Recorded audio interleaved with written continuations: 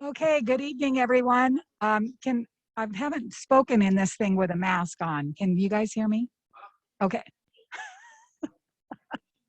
Okay, so this is our September meeting of the Mono Basin Historical Society that we're doing a hybrid. We have folks in the room as well as on Zoom. And just a few announcements. I just wanted to talk a little bit about the Ghost Dinner and Tour. It was really a great success. Um, Thanks to everyone. We still have to calculate numbers to see how we did, but it looks like it's going to be one of the best ones yet. The dinner was great from Hillary and Tom at the Mono Inn. Our speakers were phenomenal. It's amazing the feedback that you get from people each year. And I like the one that came from one of our daughters that said she comes every year. And she said, you know, I can't believe that every year there's so much more that I learn about such a small area.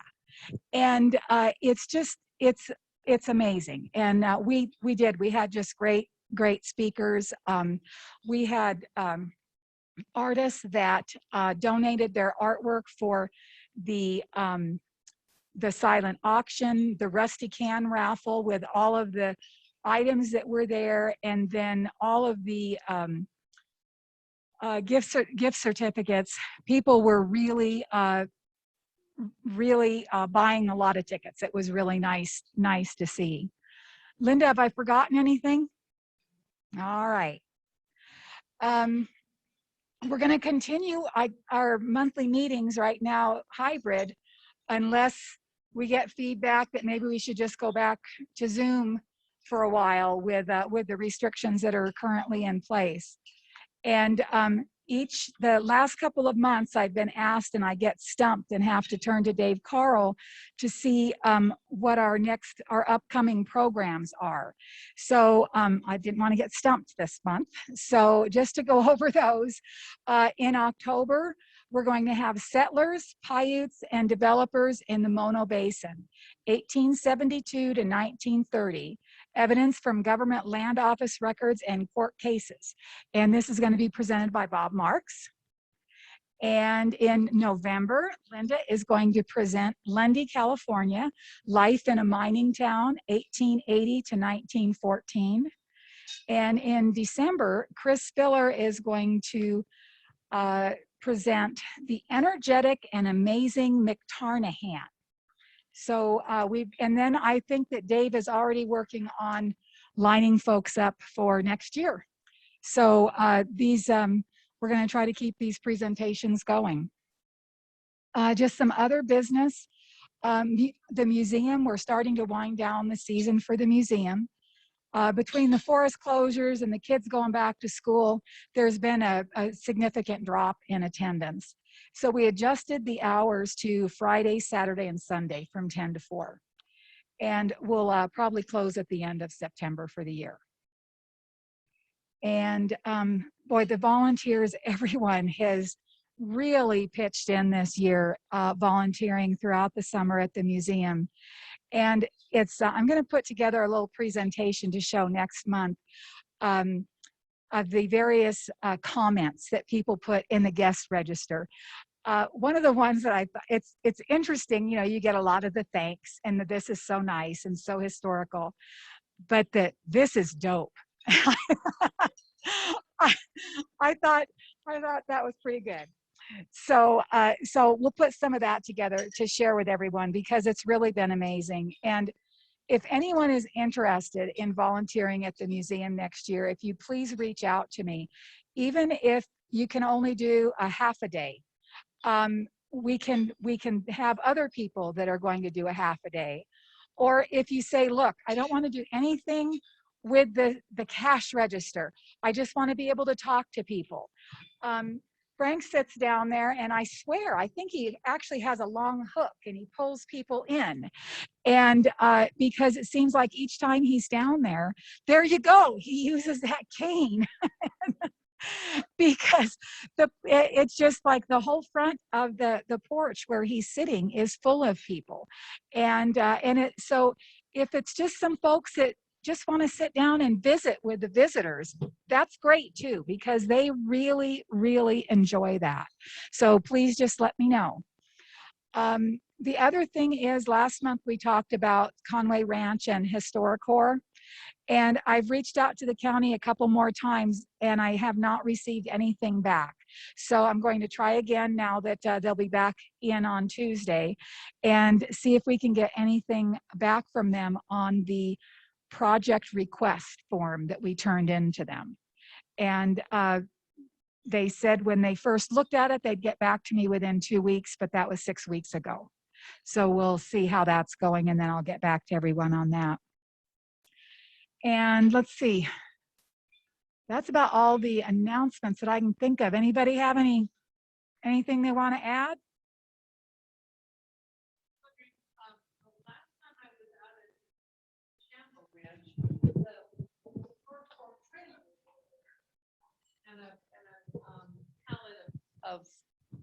The last time I was at the DeChambeau Ranch, there was a trailer from HistoriCorps still there, and a pallet of cedar roofing shingles, fireproof. And does anybody know? I don't, but I will sure. Oh, do you know? What do you know? I moved the trailer, Forest Service compound. HistoriCorps truck broke down, so they needed someone to move it. I moved it. The shingles are going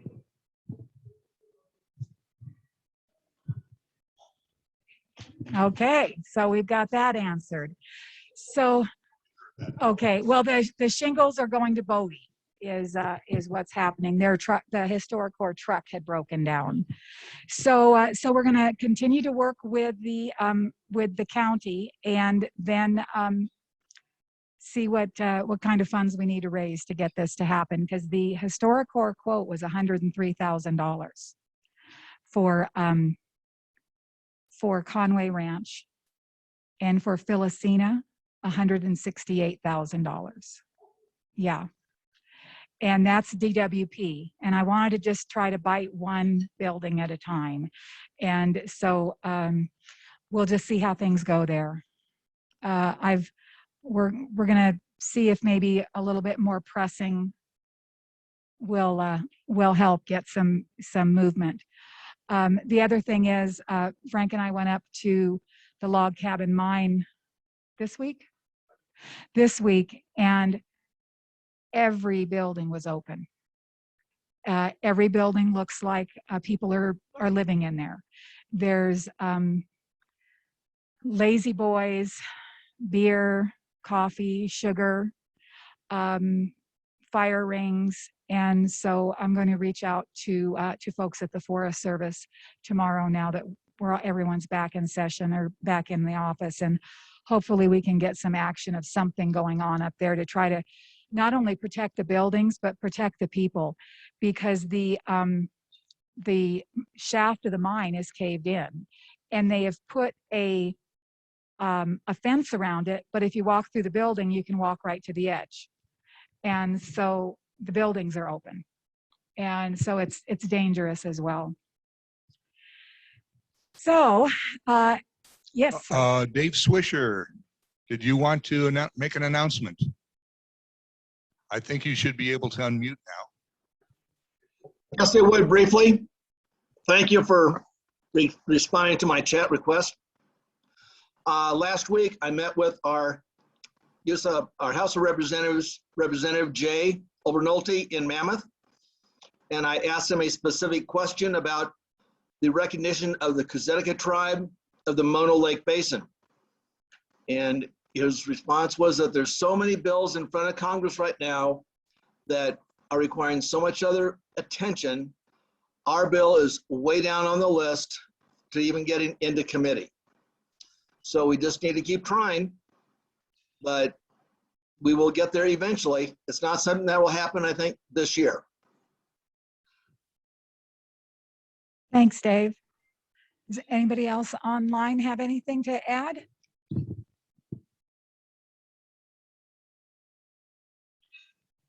You'll have to send a message to me on the chat if you want to be unmuted.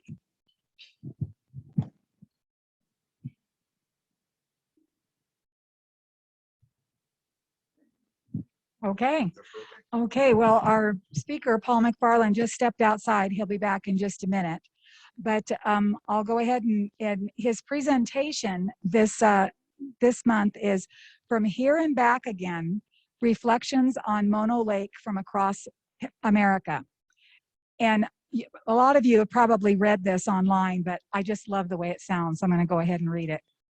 On June 16th, 2021, 5 locals from the Mono Basin set forth to journey across America after 2 tornadoes, a couple of wildfires, 98% humidity, and I complain when it's 35%, locked gates, abandoned towns, aging infrastructure, lightning bugs, screaming toads, and the best one, way too many restaurant vending machines. These intrepid travelers have returned to share tales of our big country. So on that, we're going to have Paul limp on over. And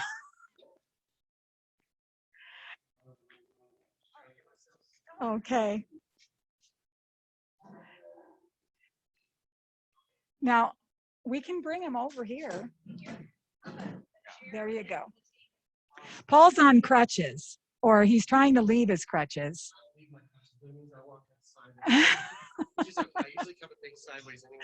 Oh. All right. Thanks. And here you go. Thanks. I feel really awkward not having a mask on. I apologize. I will put one on. Hopefully folks can hear me. And there we are. You can hear me pretty well, I imagine. Awesome. You know, usually when I get to do these, I pace quite a bit, and I can't pace today. So yeah, I can kind of lean, you know, like when you hold a kid, you just kind of move back and forth. Please tell me if I'm talking too fast, not talking directly into the mic. Thank you to everyone at home on your computers. Really appreciate you tuning in tonight. This is a new experience for me. Usually when I do these, I'm either live, or when I do Zoom, it's just like a radio experience. You're alone in your room, but now it's both. So try to balance both. And yes, Robin read the funny introduction that I wrote one evening when she asked for some verbiage, so I threw something together.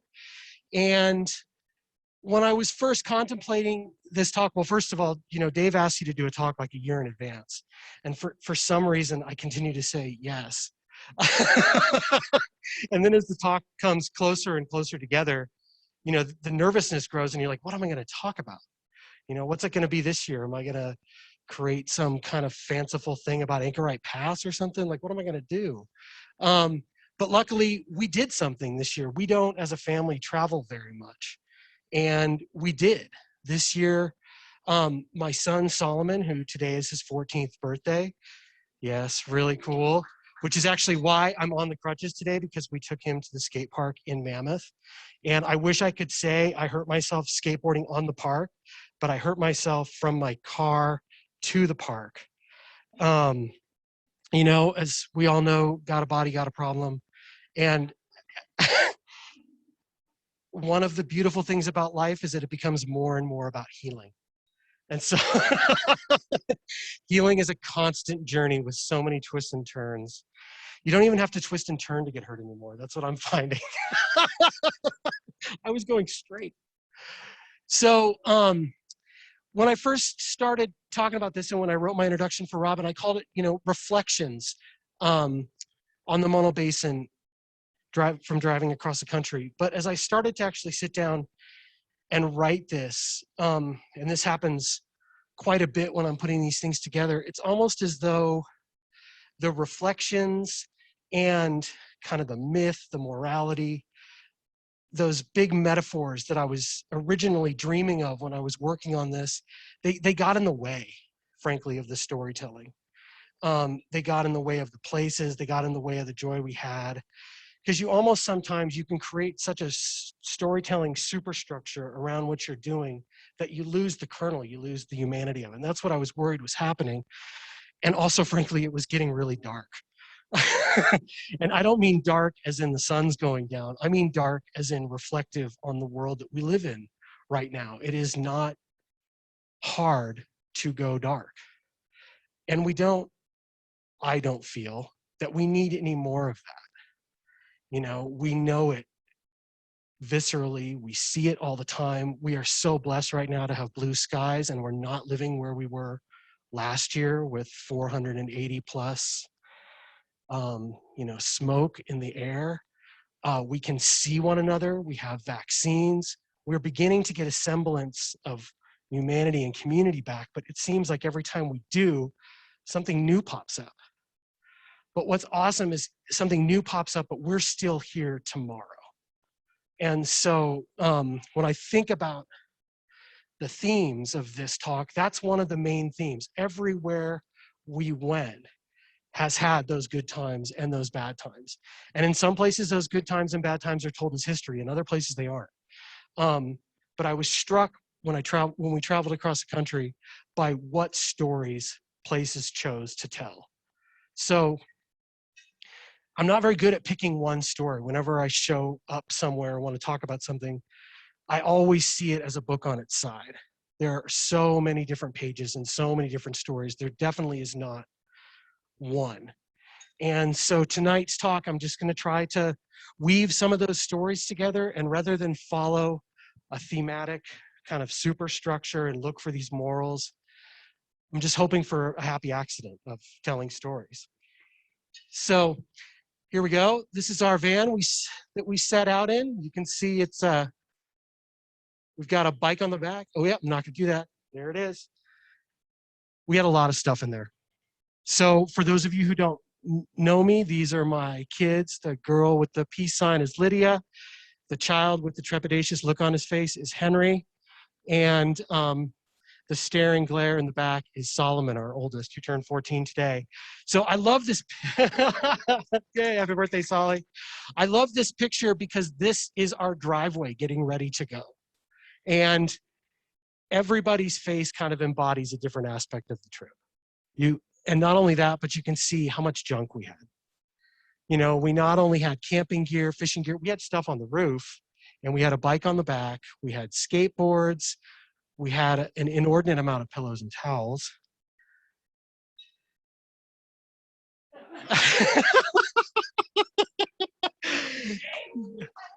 I did. So I shaved for this picture here because we were starting out. You want to start it off on a good note. Not only do I love this slide because I love movies, but as a geologist, I love that there's a dip sign. Anybody who's a geologist knows about strike and dip anyway.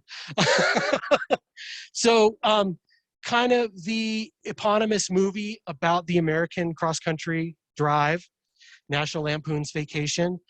We were hoping to do everything we could to not repeat this fun-loving yet darkly comic trip across the country. For one, my mom didn't come with us. So, so we didn't have to worry about that. Thank you for getting that. And you know, the whole movie is based around the premise that this family, the Griswolds, with Clark at the helm, are going to Wally World, which is this fictional amusement park in Southern California. And that's their goal. That's their holy grail. They're going there no matter what.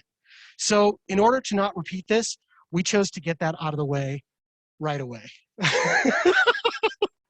And we left Lee Vining and went straight down to beautiful Valencia, Santa Clarita Valley, and went to Six Flags Magic Mountain. And what's hilarious is on the way there, and there's some slides in there, but I took them out. On the way there, I'm like, let's take a shortcut from the Antelope Valley over the mountains. Well, that shortcut ended up being San Francisco Canyon. So for folks who are familiar with San Francisco Canyon, that's where all of Eastern Sierra water goes. That's where the San Francisco Dam is. We pulled off on the side of the road just to walk around a bit. We ended up pulling out magically at the old dam site, which burst in the early 1900s, blah, blah, blah, blah, blah. Anyway, happy accidents. Like I said, they happened all the time. So, you know, Six Flags was as you'd expect. It was full of people desperately seeking fun. Here's 4 of them. We definitely found it. It was loud, it was expensive, and it was exceedingly hot. And one thing that was so amazing is perhaps, you know, this was a foreshadowing of times to come, but water was $9 a bottle. And it was exceedingly hard to find. So if you wanted water, I mean, it was 100 and something degrees. People who are not in the best of shape are walking around this place. Literally, I'm just like, we are living in a land of heat stroke. Someone is going to keel over any second now. But thankfully that didn't happen, and we found water. But this was June 16th. And for folks who remember mid to late June, that was our first of many heat waves. I believe they're going to start naming heat waves like they are hurricanes. So this was heat wave alpha, I guess you could say. This is when Portland got to be 120. This was the beginning of it, and it was hot down there. But also, this is where I'm from. So in some ways, it was like going back to the Spanish tile wonderland of my dreams. But from here, so I took one for the team on this one, and I chose not to be grumpy while we were surrounded by all this craziness. And you know, you got to do these things for the kids. So the next day, I asked the family to do something for me, and that was go spend the day in 120-degree heat at Afton Canyon in the Mojave Preserve. And it literally was 120 degrees. We were driving along America's, you know, main street, Highway 40 before Halloran Summit. You can turn off to the south, and I don't know if anybody's been here, but it's one of the highlights of the Mojave National Preserve. It's this beautiful riparian canyon. You can see a little bit of the riparian in the background there. I hadn't been here. It's about, I don't know, 10 minutes off the road on a well-graded dirt road. It's a great place. And for anybody that loves trains, the Union Pacific has an awesome railroad trestle that goes right through this canyon that I had a video of, but I've had awful luck with videos and presentations, so I left it out. But 120 degrees, the kids suffered with it. They got out of the car. Right behind us here is where the creek is. While walking through the creek, a bighorn ram stepped up and stood right about Solomon's chest, looked at him, walked right near him, and scrambled up on a cliff. We got to see our first zebra-tailed lizard of the trip. It was wonderful, and just connecting with this place that was at one time part of the many iterations of the old Spanish Trail, as well as the Native American Mojave Trail. If anybody finds himself on Highway 40, highly recommend turn off at Afton Canyon. It's a great little spot, but it was hot. We get back on Highway 40, America's Main Street, continue traveling east towards Vegas. That was our partial goal for the day. And we're going towards Sema Dome. If anybody knows where Sema Dome is, it's one of the highest concentrations of Joshua trees in Western North America. They've actually found a denser one recently, but much of it burned in 2020 and actually before. So as we're driving by, it was just like, you've got to be kidding me. It's on fire again. Joshua trees and this part of the Mojave are not meant to burn. This is generally what you would call a somewhat asbestos landscape. They're not meant to burn. There's supposed to be a whole bunch of space in between the plants. That space in between the plants and the individuality of the flora, that's what makes deserts wonderful. But we don't really have that anymore because we now have invasive weeds.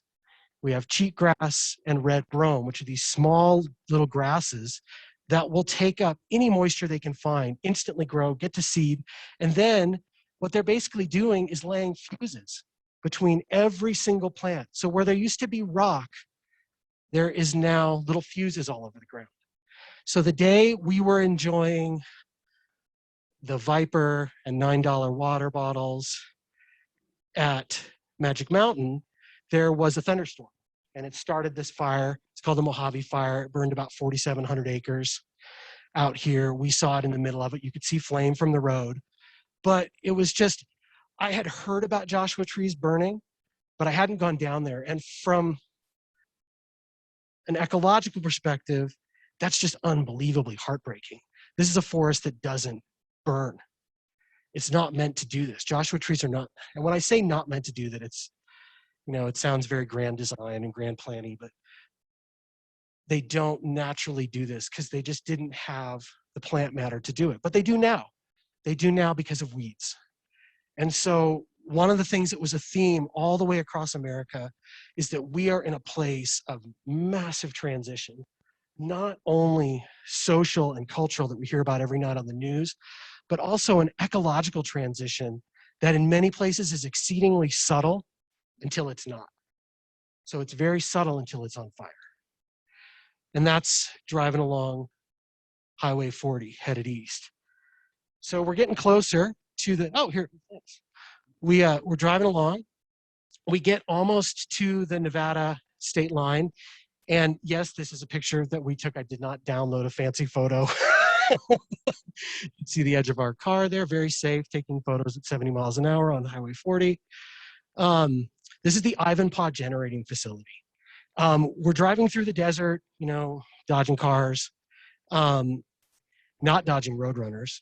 And all of a sudden, here are these four-story towers off in the middle of Ivanpah Flats, Ivanpah Lake, right on the border with Nevada. And I'm like, oh yeah, I'd heard about that. And one thing, and I'm not sure if folks, I know people on Zoom can't see this, but if you look right to the left and right of the dark spot on that tower, you can see these super bright lights. All those bright lights down at the bottom are mirrors that are reflecting light up onto that dark center, which is filled with water. This 3,500 acre facility generates through solar reflection, not solar panels like on your house, but the heat of solar reflecting up to these towers, boiling water, generate enough electricity for 140,000 homes a year. But by doing that, they start every morning by burning an inordinate amount of natural gas and tend to light 6,000 birds a year on fire, who fly through these mirrors, fly through the reflection path. And an article by Louis Sahagan from the LA Times quotes one of the workers. He says, oh yeah, we call them streamers. Well, why do you call them streamers? Well, because when they catch on fire, they just kind of stream across the sky. And I think, you know, it's just, there's no free lunch. I think was the theme that hit after this place, is there's no free lunch. As much as we try to do what we need to do to live more sustainably on this planet, everything comes with something. And we've got to be cognizant of that. It doesn't mean we need to be moralistic and shut everything down, but we need to be cognizant of it, open of it, and figure out how to have a discussion to make it work going forward. So that was the Ivanpah generating facility, and we haven't even left California. And did I mention it was hot? We're on our way to the Grand Canyon, the North Rim. I've always wanted to go to the North Rim of the Grand Canyon. It is unbelievable. It's 8,000 feet. It's supposed to be this amazing pine forest. We're driving to the North Rim of the Grand Canyon, and as you go, you climb up onto the Kaibab Plateau. This is the big, flat Kaibab Plateau. It's a plateau of Permian-era limestone, around 250 million years old. Just amazingly flat, you know, like the top of a table. This part, the northern end of it, is covered in Colorado pinyon pine. As we drive up the hill, we start seeing our first few pinyon pines.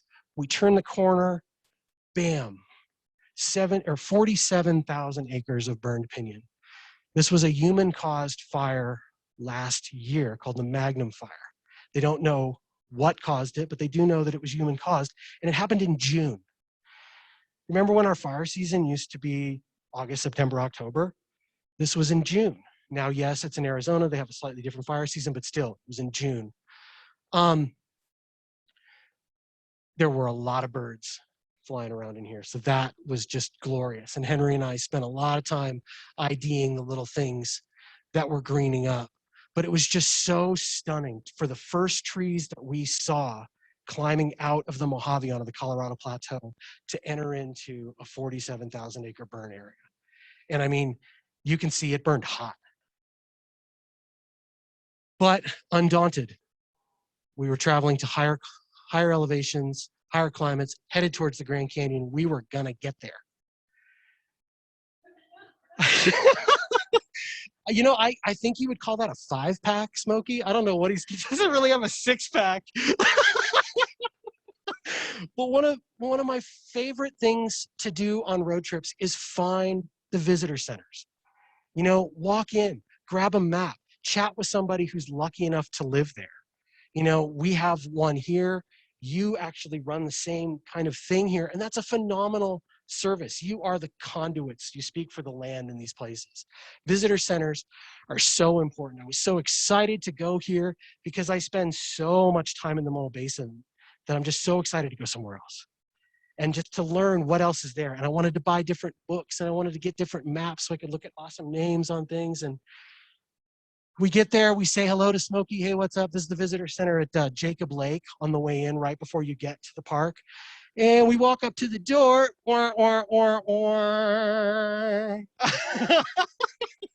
Closed for the entire season. Our entire time in the Kaibab National Forest and in Grand Canyon National Park, we did not see a single federal staffer. We did not see a Forest Service person. We did not see a Park Service person. We saw partners, so folks that work for basically their equivalent of their ECA, or we saw volunteers who ran the campgrounds.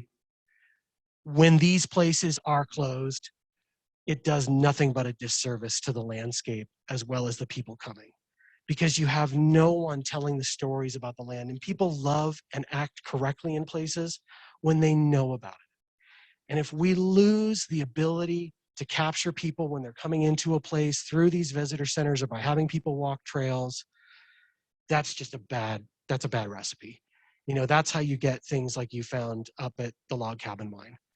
You know, we need presence on the ground and we need to keep these places open. So that's cool because you can turn around or you can see behind me in the reflection, there's green trees. So there was life. The ponderosa forest was still there. The Magnum fire did not make it up this high. So we continued on past the visitor center. I guess it meant we weren't going to have any maps. Good thing I happened to have 4 books about the Grand Canyon with me anyway. And we made it to Bright Angel Point. I mean, I almost just want to be quiet because that's the Grand Canyon. Now, few places in the world have the power to speak so loudly with silence. And the canyon does it.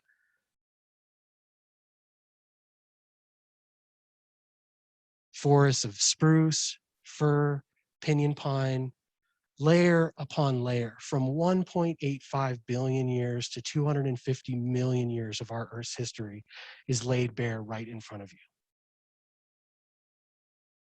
I don't even know where to start to think. All the little bumps you see down in this Kaibab limestone here, those are all fossils from a shallow sea, about 250 million years old. Just you're walking on fossils. It's so amazing because we live in an area with an abundance of granite and volcanoes. And granite and volcanoes tend to start their life as very hot, so they destroy all of our fossils. We don't have fossils here. They either get burned, buried, or melted. So that leaving that granite and volcanic landscape and getting into a sedimentary landscape, a landscape of limestone and siltstone and sandstone and mudstone, was basically the entire story of the country. Not many areas in the country are dominated by granite volcanoes like we are. So once you leave California, there is hope. There are fossils everywhere.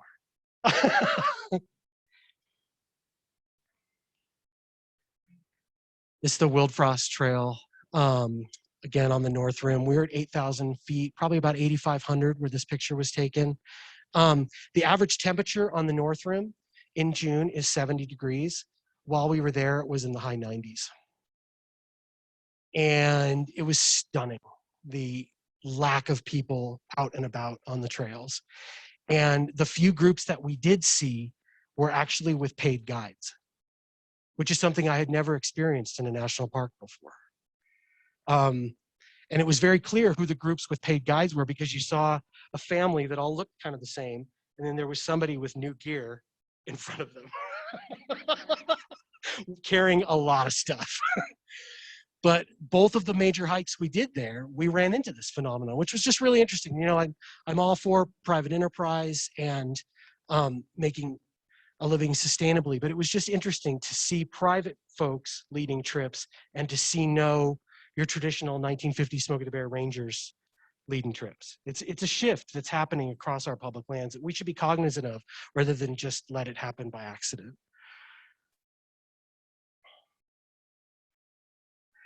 This is the forest I dreamed of for years, where we are blessed with Jeffrey pine The north rim of the Grand Canyon is blessed with ponderosa, which is basically the cousin of the Jeffrey pine. They're three-needled pines. They look similar, but as you can see from this picture, they don't put as much energy into their limbs. You know, our Jeffrey pines have heavy, heavy limbs and big boles. Ponderosas tend not to put that much energy into their limbs, but they do adapt to fire like our Jeffrey does. If you look, you can see this burned tree in the middle, but you can look at these trees, all the mature trees, they've all done what's called limb drop. They've dropped their lower limbs. So if you think back to that picture of the Colorado pinyons, they're small shrubby trees, their limbs are on the ground. It's a lot easier for you to immolate if your limbs are on the ground. If your limbs are high up, you're not really gonna burn. Because when a fire sweeps through, this isn't gonna burn. The needles are what's gonna burn. Needles are what moves fire through a forest. So if your needles are held up high where they belong with the sun, you're gonna be much more fire resilient. All of that, not all of it, but much of that understory there is red brome, or not red brome, it's cheatgrass. So the same story as in the Mojave. You have an invasive weed underneath that could very quickly move fire. But thankfully, and another reason I want to go to the North Rim is because they've had a very active prescribed fire program for 3 to 4 decades. And from what we saw, it was working. The forest we went into compared to we had to camp on the national forest just outside. The forests within the park were much more open, had a larger component of mature trees, and had visible fire scars all over the place. And when I say fire scars, I mean, you know, nice dead standing snags. Whereas the forest that we walked through, the Kaibab National Forest, had abundant understory, small trees growing up into trees. It was your classic, you know, got to rake the forest kind of thing. Again, you can just walk along here and it's relatively flat because you're on top of a plateau. And in my hand over there is a fossil crinoid, a piece of its stem. So these are fossil crinoid, or these are crinoids, basically sea lilies that lived for hundreds of millions of years in the ocean. They still live now. There's still crinoids around. That particular little piece is just one of these small beads right along on their stalk. And what's so wonderful about crinoids is if you walk to Coit Peak Pass, folks might know where that is, between Algier and Parker, there's fossil crinoid stems on the top of the pass. Those are Devonian, these are Permian, so those actually are older than these guys. But again, you're just walking through the forest, and right there in the duff are fossils, clams, you know, snails, and crinoid stems.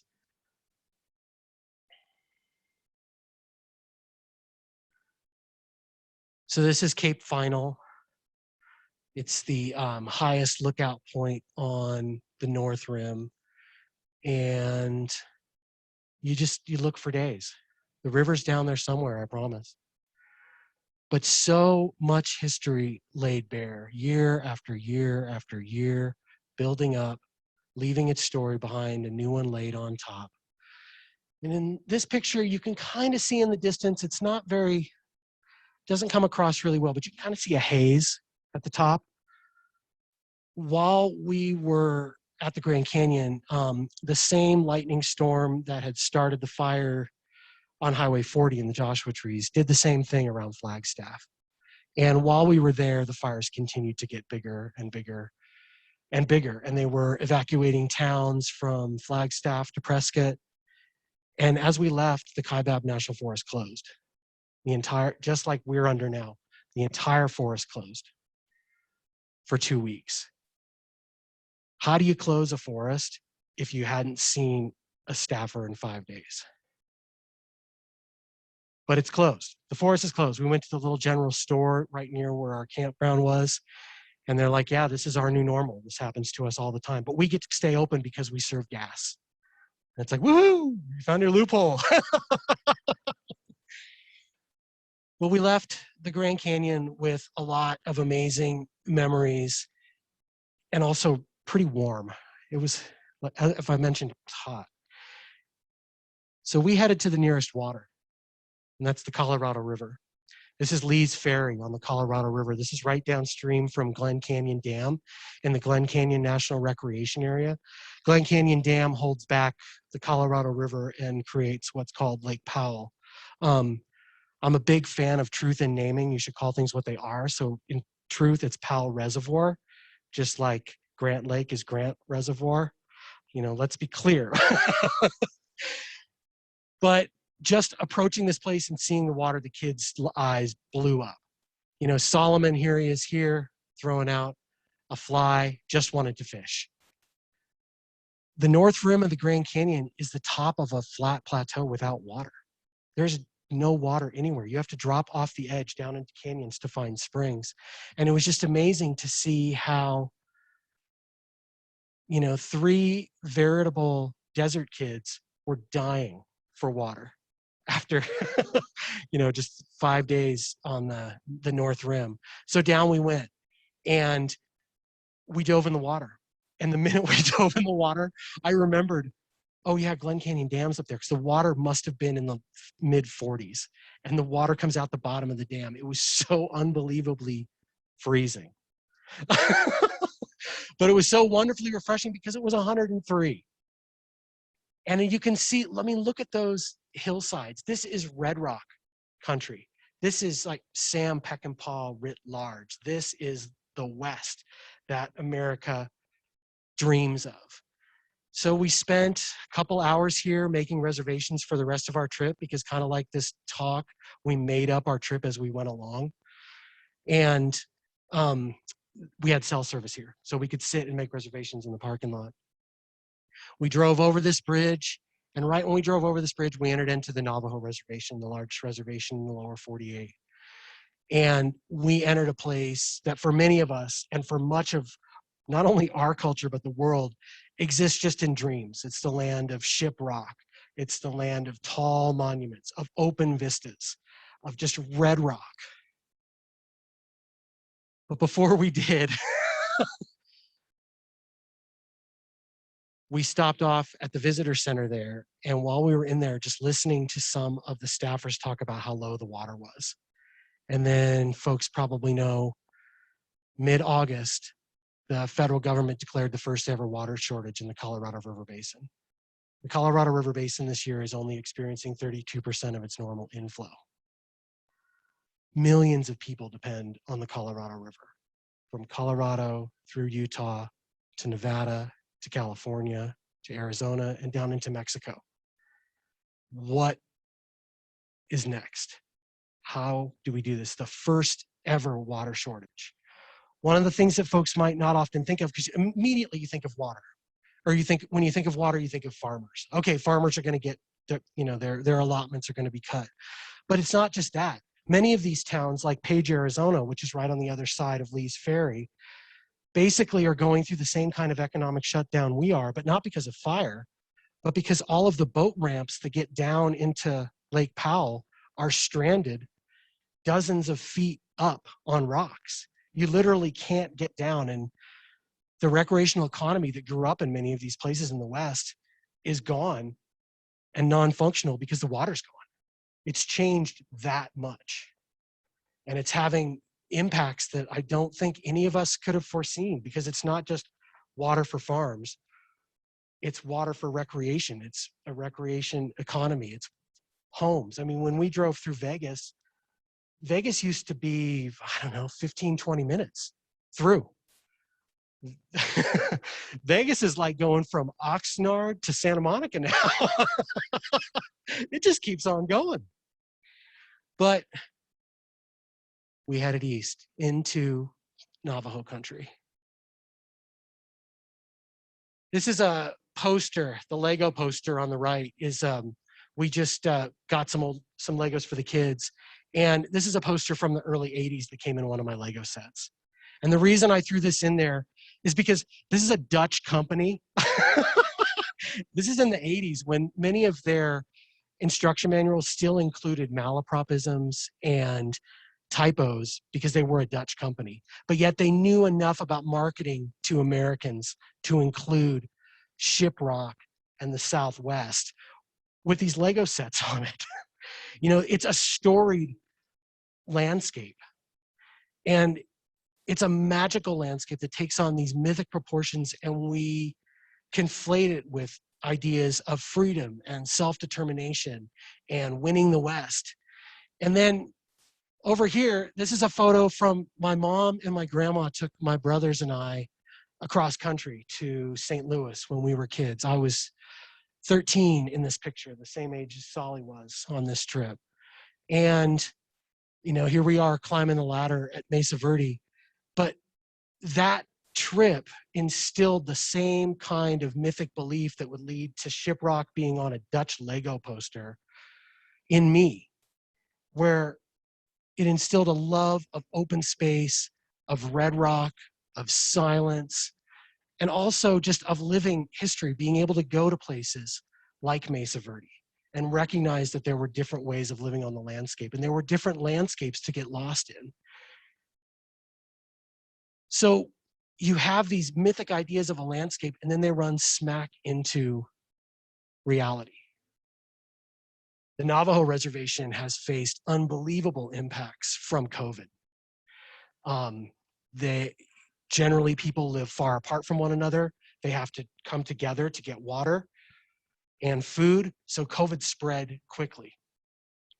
While we were there, it felt like it was April of a year ago. Everything was still closed.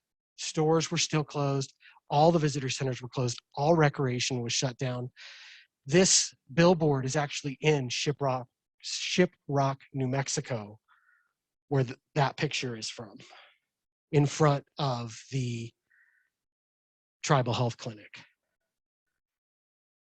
In the Navajo Reservation, they had 3 times the incidence of hospitalization from COVID and 2 times the death rate when compared to other communities around the West. We have a myth, we have reality. We got to figure out how to meld those two. Heading east, we went to a skate park. This is Farmington, New Mexico. It's one of the largest towns in northwestern New Mexico. We desperately needed a resupply, and Solomon and Henry and Lydia, everybody wanted to get to a park. So we found this skate park.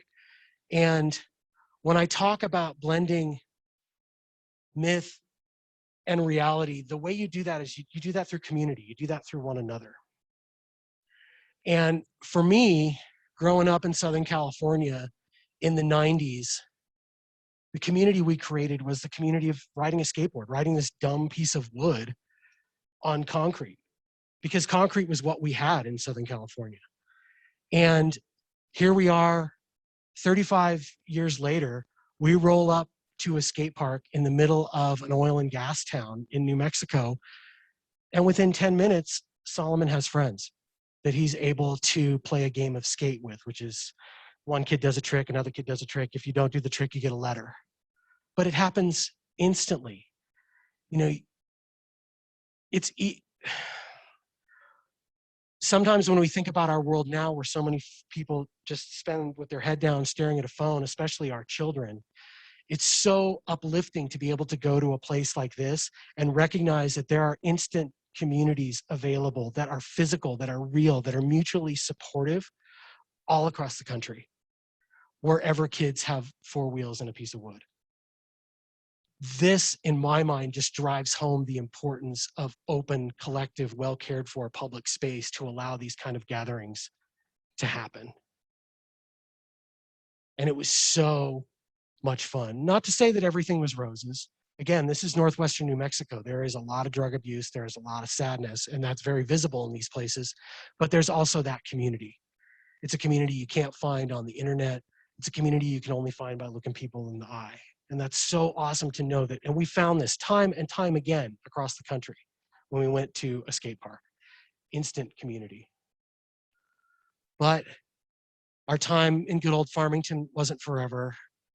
We had places to go.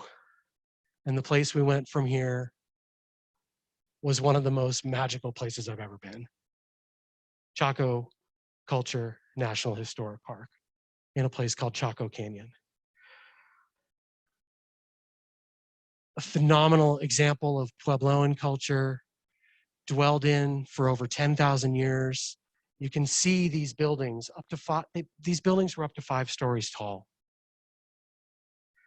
a huge communal, religious, economic, social, educational center in the middle of the Four Corners world. There literally are 30-foot wide roads off into the desert in different directions, connecting different pueblos around the Southwest to this place. We talk a lot about Roman architecture. It's here as well. They might not have had, togas and tacitus, but still, the level on which this landscape was inhabited is unimaginable to me looking at it today. It was so phenomenal. These buildings were so beautiful.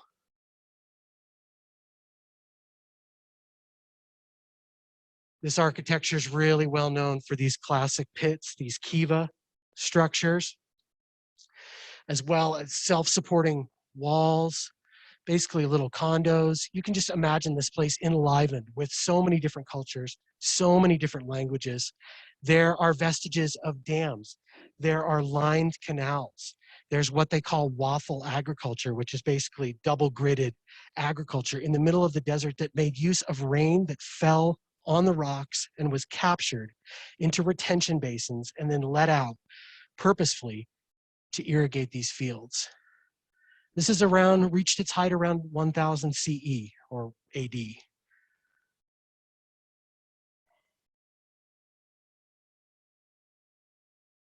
One of the things that was so interesting about this place is there's no trees anywhere. The nearest trees are 50 miles away in a place called the Yucca to the east mountains and the Zuni mountains to the north. But you can see this type of masonry required logs to hold it up, and as well as to make roofs and to make doors. These were carried here over 50 miles. And you can look at the chemical composition of the wood, as well as the growth rings of the wood, and you can tell exactly which mountain range these came from. And over time, the provenance of this wood changed, and it changed along with different sources of architectural design and different cultures. This place was a true melding pot, and not a melding pot over 10 or 15 years, but over hundreds of years of different cultures, different styles, different technologies.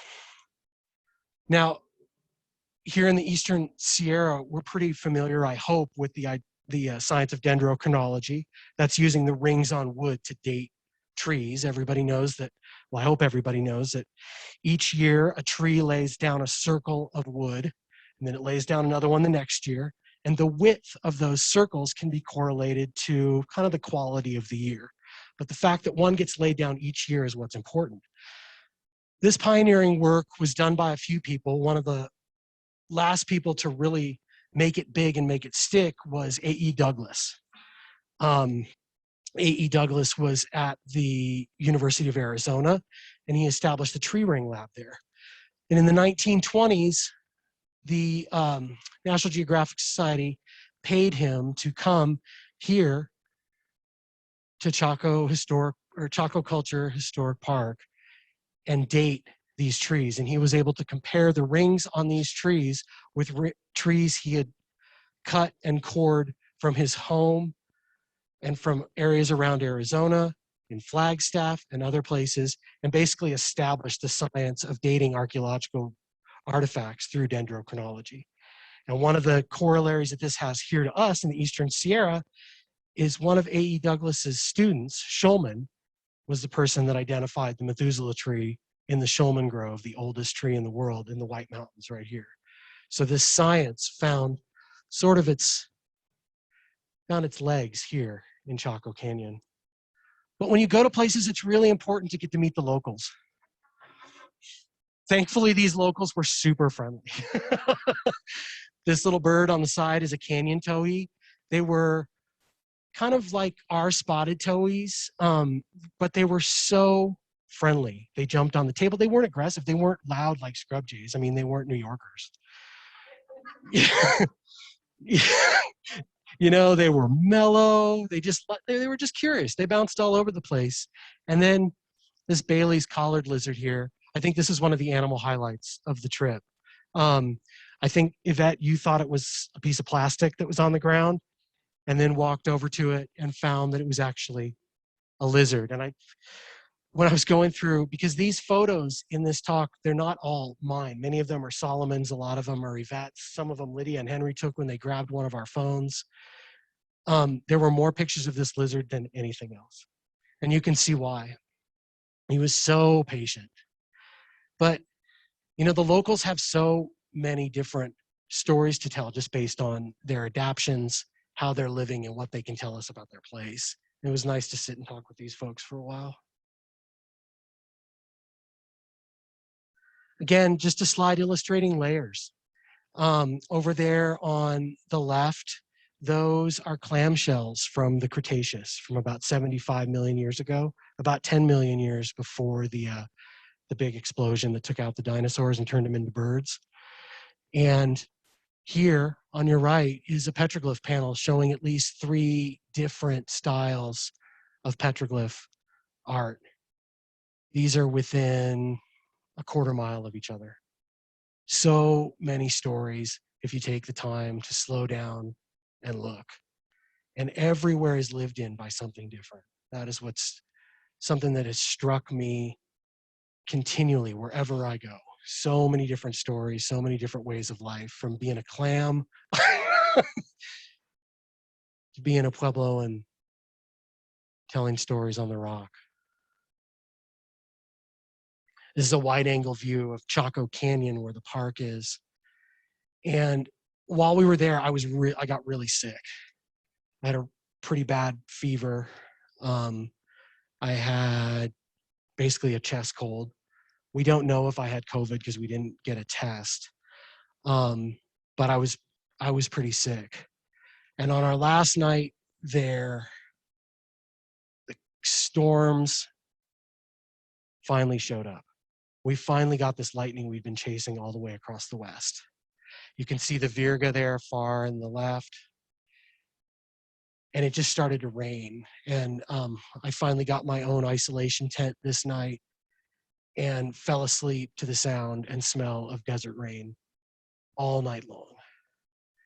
And what was so strange is I don't dream very much, but I had a vivid dream that night. And it was a dream, it was all rather amorphous. There was no real visuals. It was more of a word dream, like a story dream. But there was a person and he had committed this great sin against the people. I didn't know who the people were. I didn't know what the sin was. I just knew there was this person that had committed unspeakable wrongs against so many people. And the gods went to him and said, you need to atone. And he said, no. And they're like, well, you don't have a choice. He said, well, I've wronged too many people. How am I going to do this? And they said, we know how. And they turned him into rain. And he fell on everyone that he had wronged and washed their pain away. I woke up the next morning. My fever was gone. And we traveled on.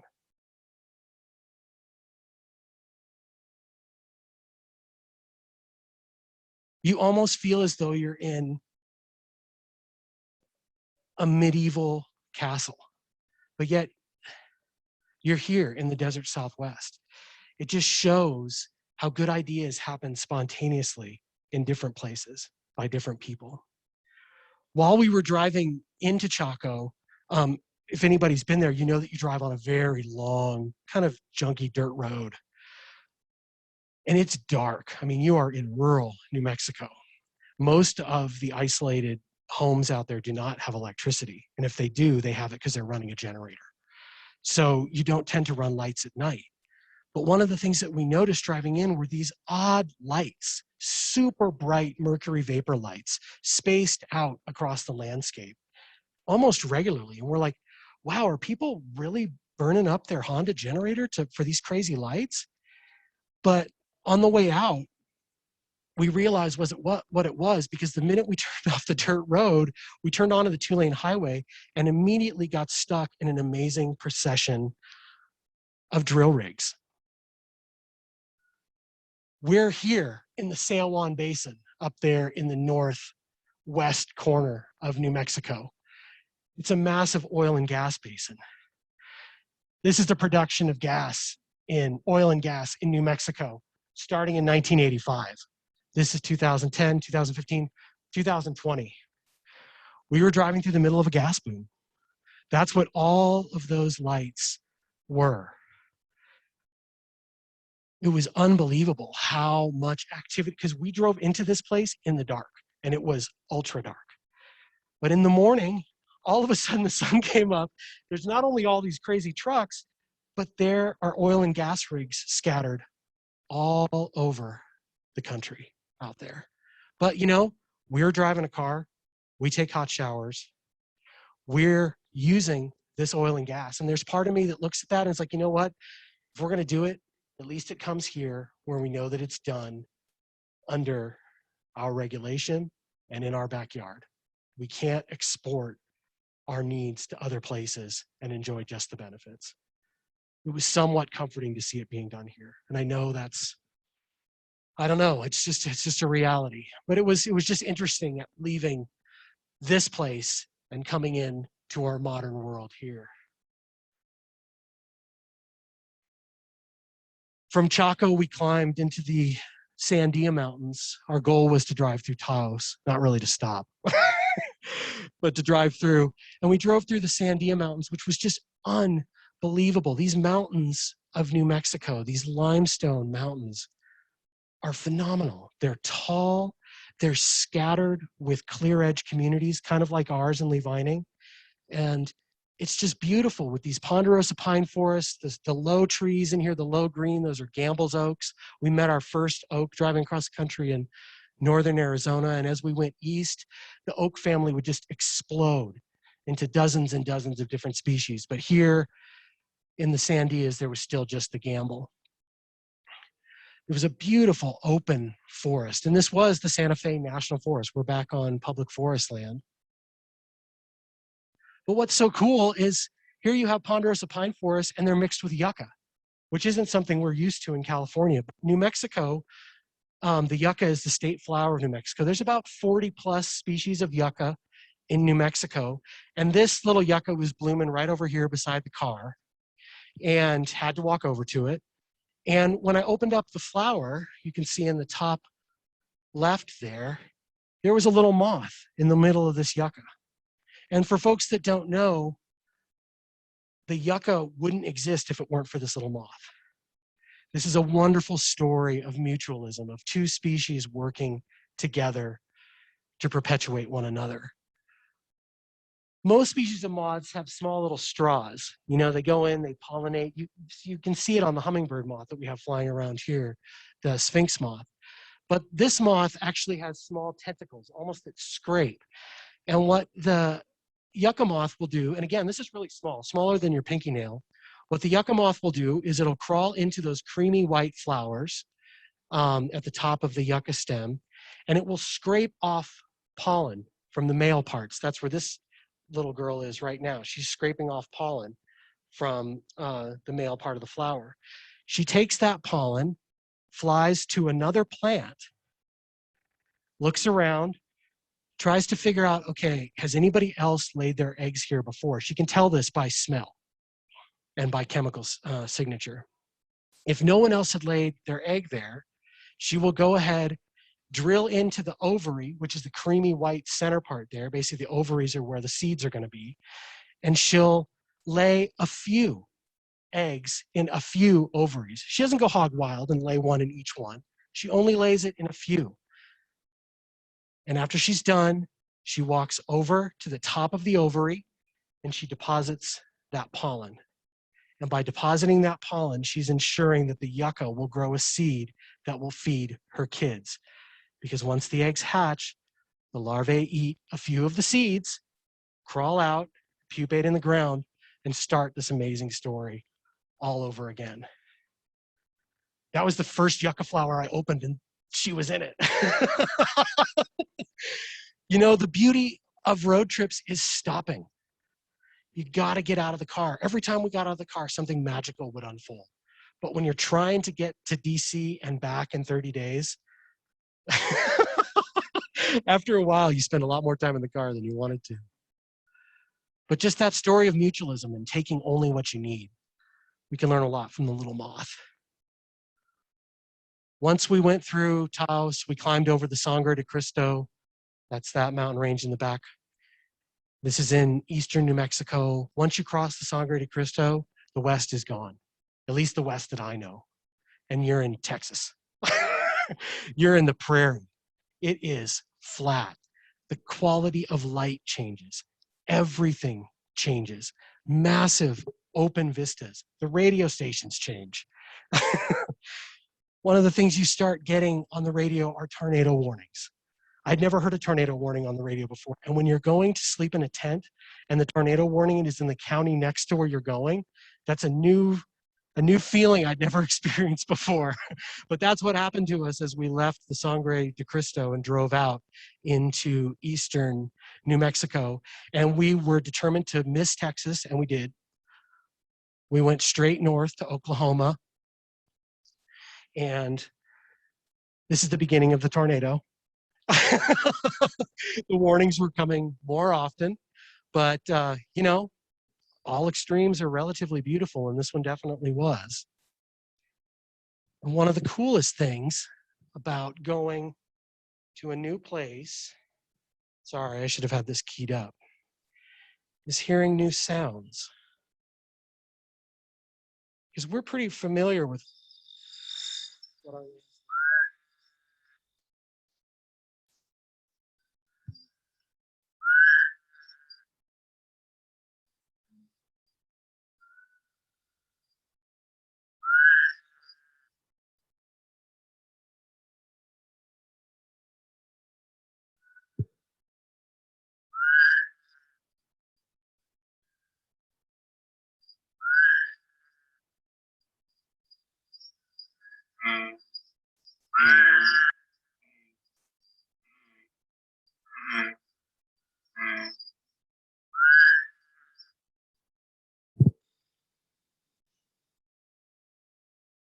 Now, when it's dark and you're in a new place and you've just heard tornado warnings on the radio,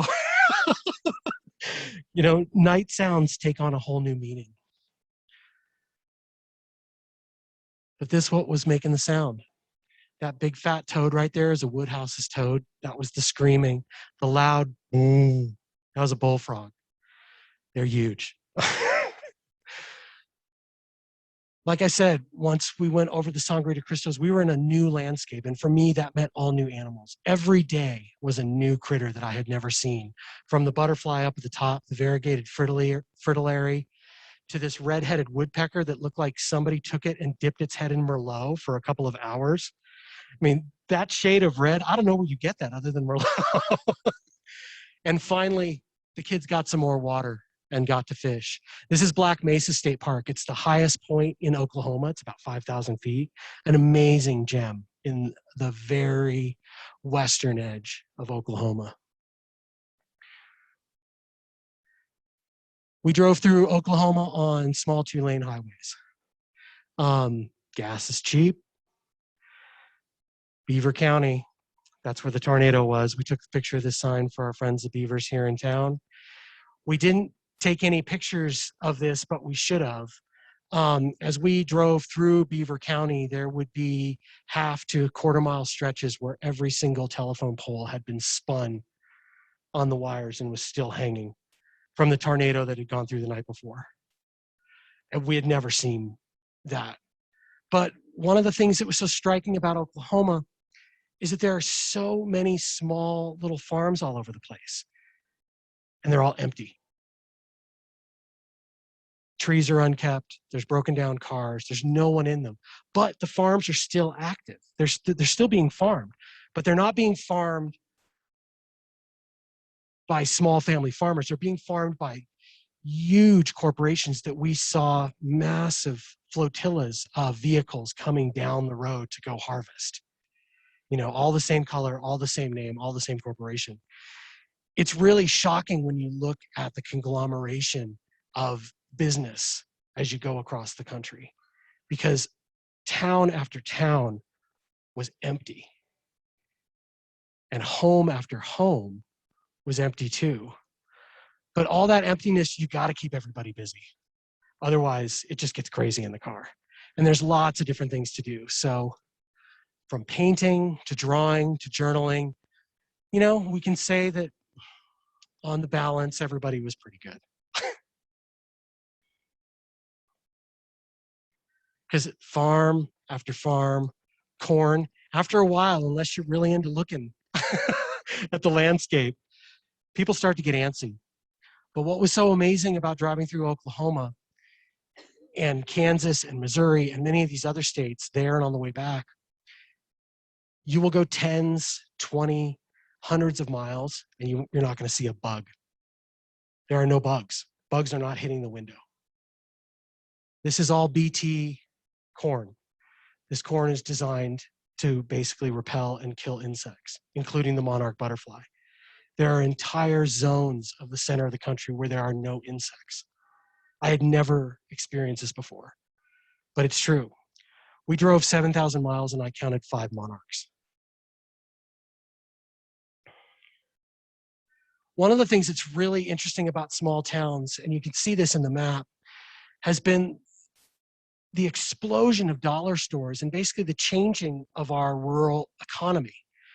In many of these towns, in the West, in the Midwest, even in the East, in the South, the only business left was a gas station and a Dollar General, and oftentimes they were the same.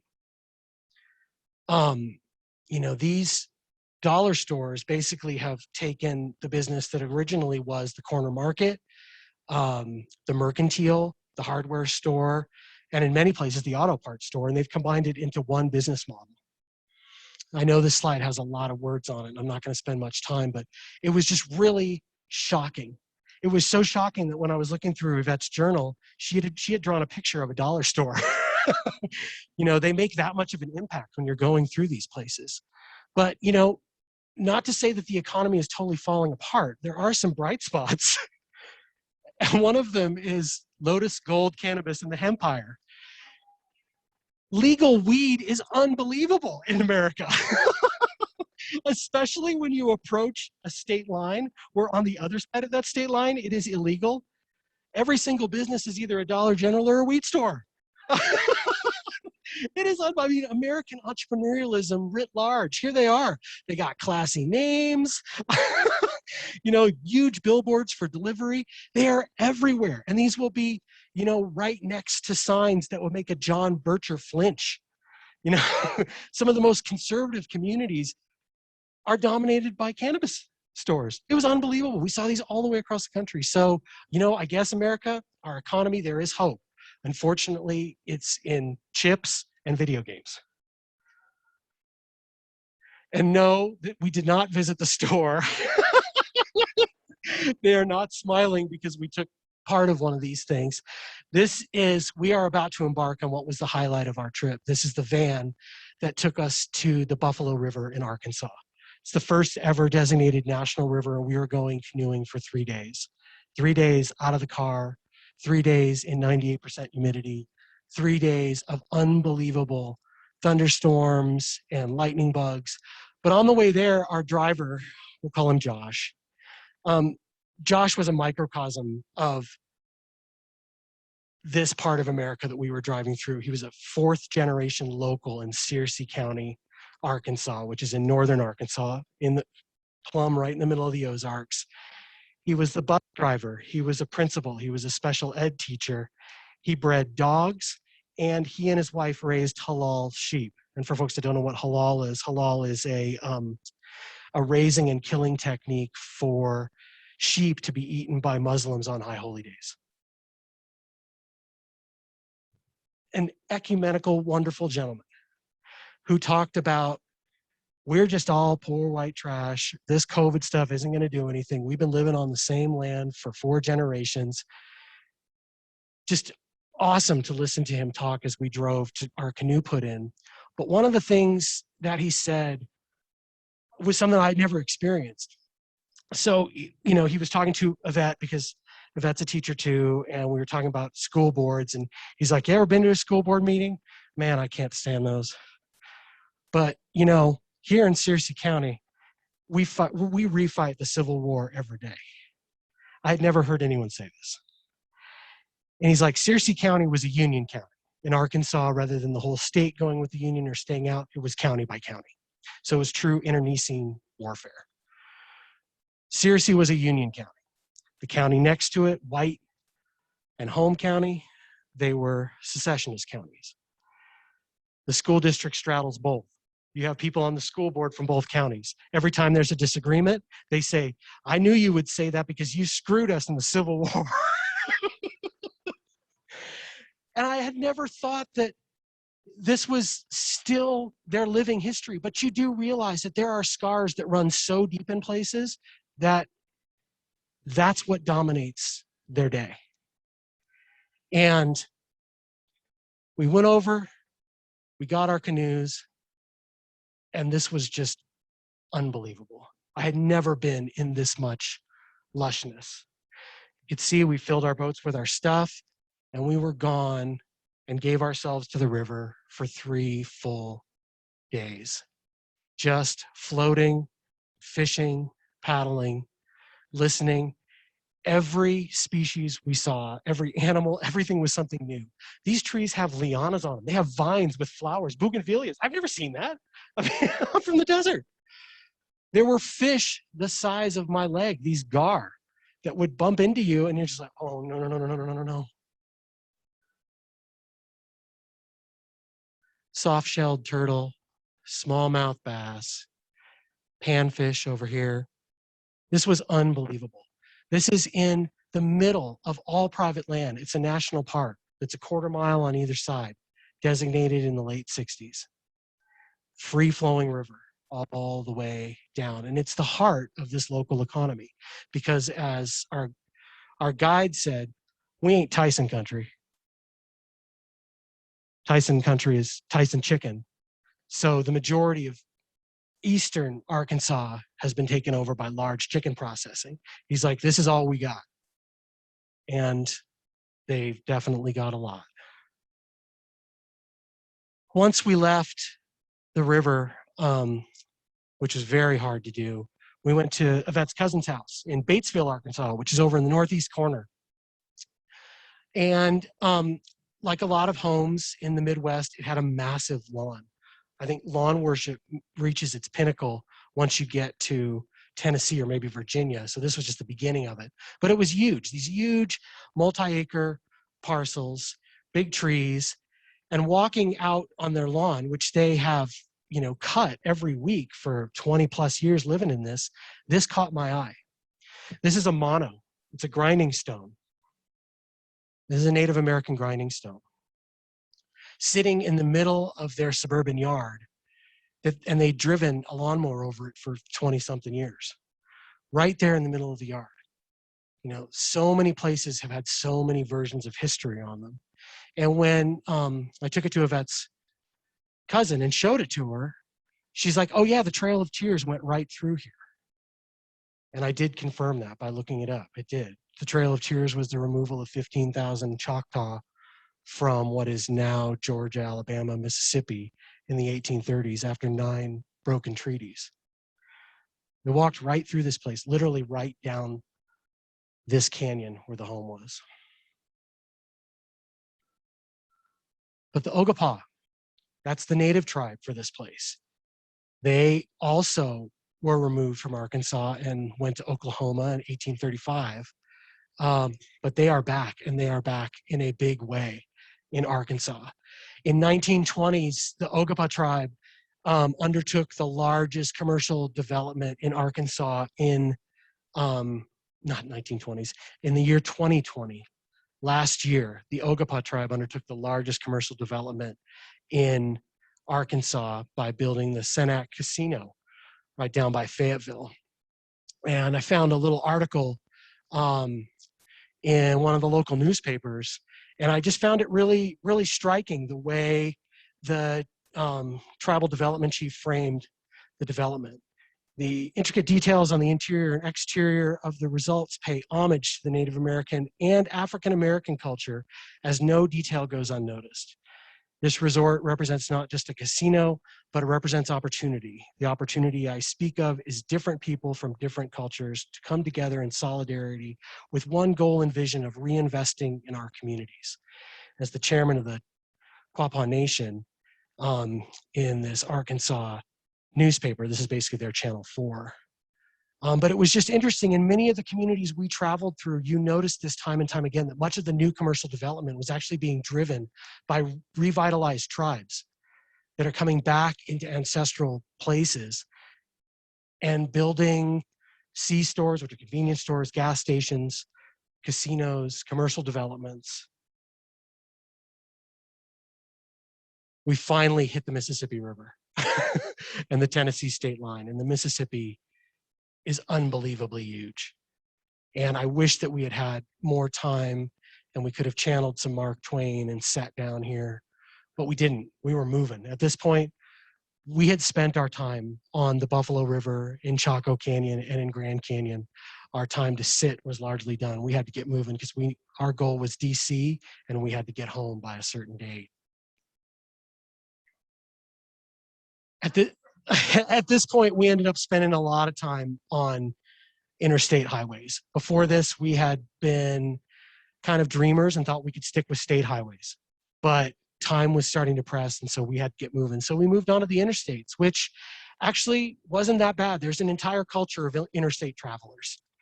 There are people all over the place. There's truckers. There's, now there's the van lifers, people that are living in their van that you see at all of these places.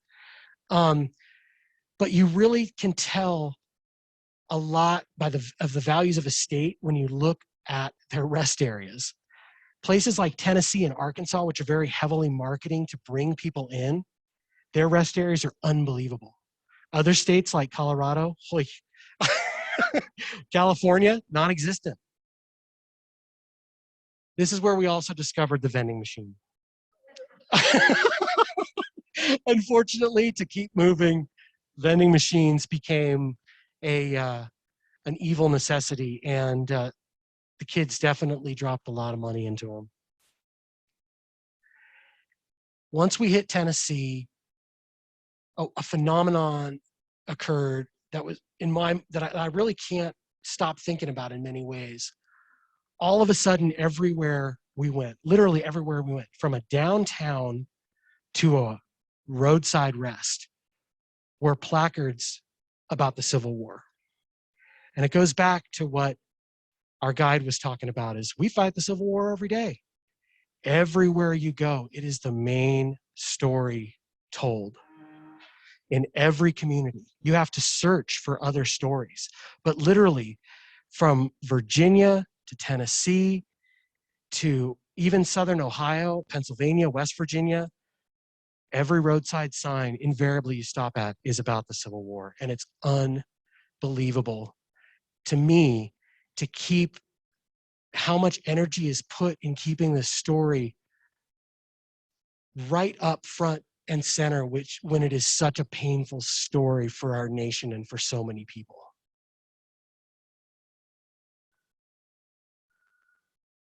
When you find a little town and you find somewhere that's not a Pizza Hut or a McDonald's, that's where I look back on the trip, and that's where memories are really made. This is Lexington, Virginia. And this is this little restaurant that served donuts, beer, and burgers. And it was phenomenal. When you are able to find these pieces of culture in oftentimes what is really homogenized in a lot of places. But again, this is Virginia. Virginia is a very different place than Arkansas and Tennessee. There's a lot of old money here. It's much more storied. Lexington is actually a military town. It has a military college in it. But it was just striking how if you took the time to get off the main thoroughfares and dive into these little towns, you could still find places where people were doing things differently and unique. And that different and uniqueness is what made many of the memories. But this town was just unfathomably beautiful with all the brick, and the color of the blue sky once you get to the east is so different than us. You can actually see the air on the East Coast. Because it's so humid. We take that for granted here. It's just dusty. We finally made it to DC. This is Union Station right over there on the side. We stayed at my uncle's house in Culpeper, Virginia, and took the train in every day to go walk around DC. We were good. We wore our masks. There were not a lot of people around. This fountain behind us is right on the way to the Capitol building. When I used to travel to DC for work to lobby on behalf of Wilderness, this fountain is where you would meet people. This fountain was teeming with staffers, which in DC generally tend to be 20-somethings, but also, just folks in suits. What was so amazing about DC is it was empty. And there's gates everywhere. When I was here in the early 2000s, right after September 11th, and this was right after September 11th, 2001, you could still walk into the Capitol building. There weren't fences. Now there's fences. It's really unbelievable. You can't get close to the core of our democracy.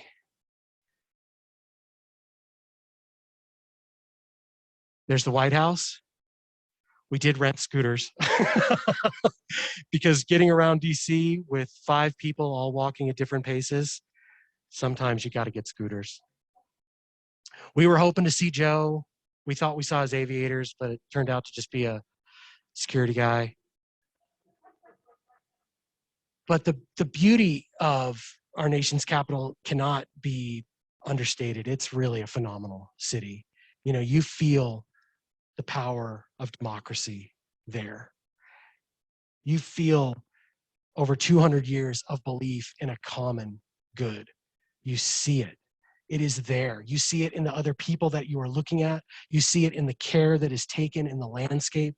You see it in the buildings. It gives me a lot of hope to go back to DC and still see that it's there. And I pray one day the fences can come down and we can create that more perfect thing where we can actually go and be a part of our government and just walk into the buildings.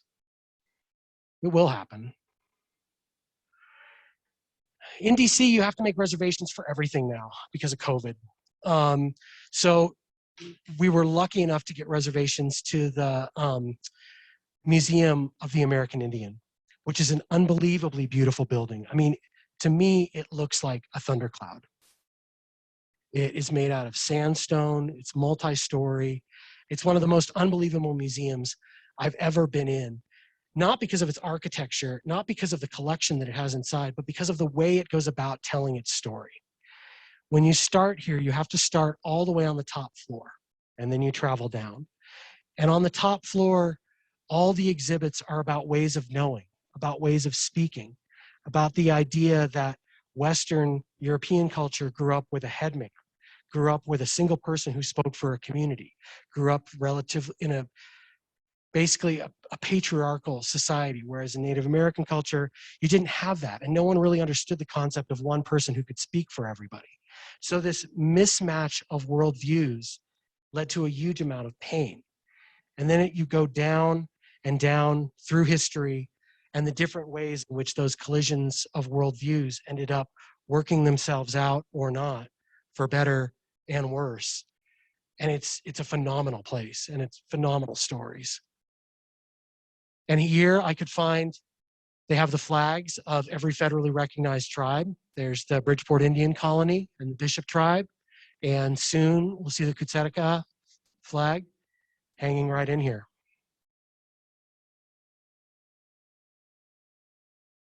When you walk onto the grounds of the American Museum of the Native American, there's amazing gardens, just beautiful. And I really loved this sign because for me, I think it embodied a way that we should travel everywhere we go, whenever we walk on the landscape. And it just says, welcome to a native place. Did you know the museum grounds contain 300,000 trees, shrubs, and other plants representing 150 different species? From the moment you step on a museum's ground, you are in a native place. Explore the forests, meadows, wetlands, and croplands to see the restored environments of the Chesapeake Bay and the Piedmont regions from hundreds of years ago. This sign and this landscape literally invited you in to be a part of it. And I think that that is kind of at the heart of when we travel, we have to keep with us that we're walking in to a native place that is lived in, not just by the people we see around us, not just by their grandparents, not just by folks who fought a war, but by canyon towhees, by the Bailey's collared lizard, by Cretaceous clams, by Permian crinoids. There is untold history everywhere we go. And if anything, that should conjure up a deep humility, a deep empathy, and an ability to just be quiet and listen and respectful. Because when you travel, you can get really disoriented. This is literally, this is a sign at a rest area in Pennsylvania. The parking lot is behind you. And while I was here, I sat outside and watched people come out that door. Where's the car? The parking lot is behind you. It's easy to get disoriented when you've been on the road. But we had a wonderful time. We got to light fireworks near the birth of our nation.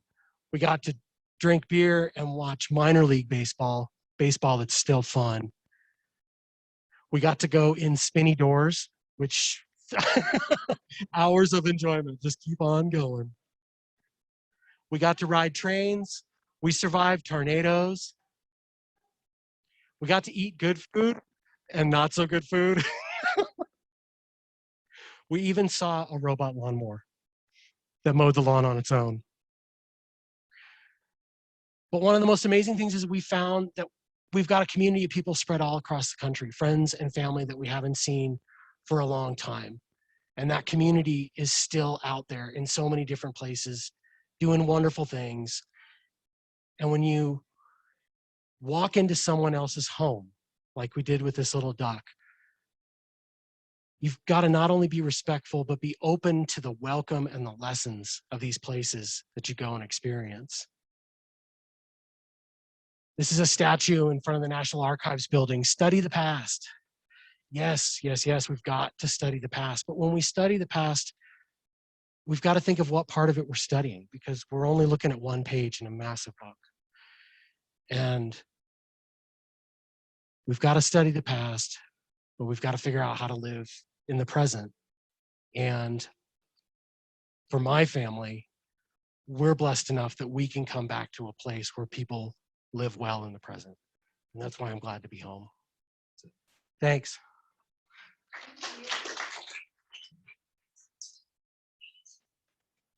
Sorry that took a little over an hour. And I didn't even get to, bring us back across the country. We didn't get to go to Salina. We didn't get to see Colorado because I could have been here for 3 hours. So. Oh, thanks. Okay, what am I looking at here?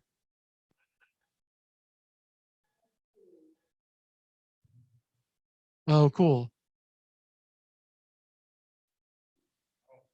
Glenda. All right, thanks. Yay for Bridgeport, my tribe stepped up. Next is Kutsetica. Thank you for words of inspiration, exceptional presentation. Janice Mendez, Dewey Livingston, excellent program, Paul. That's nice. That's from over in the Bay Area. Actually, not the Bay Area, but north of there. Point Reyes. What's Dave have? He has a direct message. Must be important.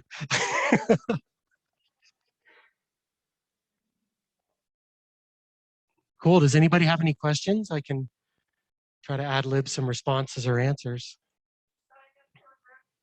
Yeah.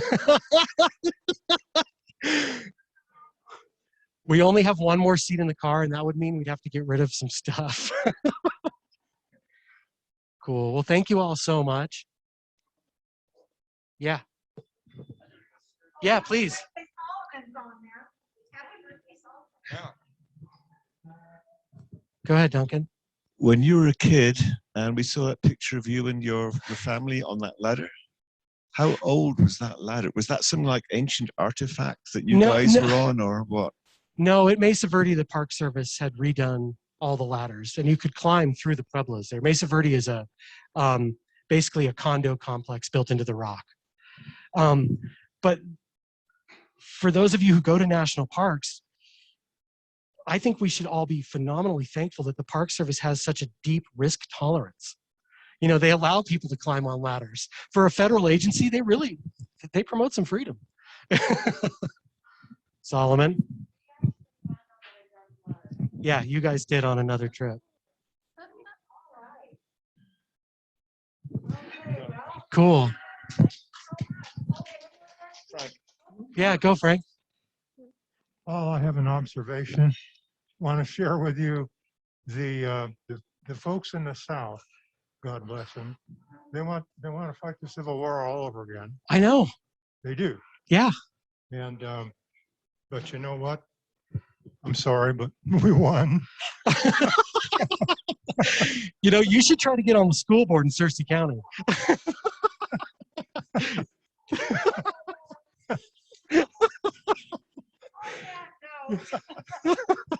Oh my gosh. Thanks everybody very much. Thank you, everyone. And first Monday of October, we'll have Bob Marks next month. Awesome. Thank you so Thanks. much.